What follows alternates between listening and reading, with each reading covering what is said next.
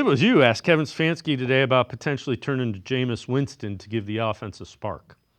I think it's just important that we continue to do everything we can to play good, sound football. I think there were moments of that, obviously, yesterday. Um, I think Deshaun gives us the best chance to win, continues to give us the best chance to win, and we need to play really good offensive football at his position and really at every position to be successful on Sunday. The one thing I keep coming back to, Scott, is if you keep the play caller the same, the quarterback the same, why is it going to change? How's it going to change? Yeah, that's a great point. And finally, we had a legitimate answer from Kevin Stefanski, and he might not believe it, and people might not want to hear it, but at least it's an answer to why it's Deshaun Watson, right? He gives us the best chance to win. I think that was always kind of implied, but he said it, and at least that's something I think in my job I can sink my teeth into a little bit. But your point is, how does it change if nothing big changes? That's a great question. And I think Stefanski and the coaches would tell you, well, we really believe in our people. We believe in our process.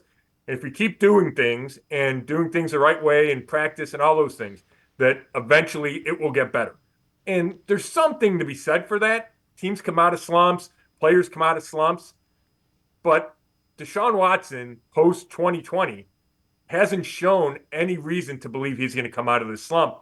And for me, that's where this discussion is. It's why would the Browns or anyone believe that he's going to get significantly better? And I don't know if they believe it. They're just so committed to him that they don't think they have another choice.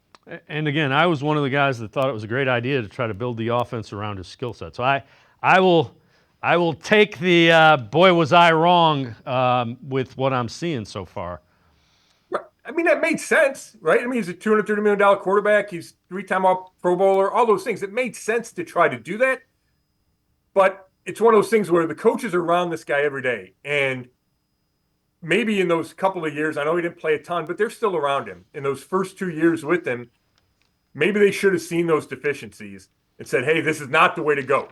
But instead, I think it was, okay, we think we can save this guy. We think we can, we can get him to be as successful as possible. So I understand the thinking, but the execution has failed, and now you're stuck.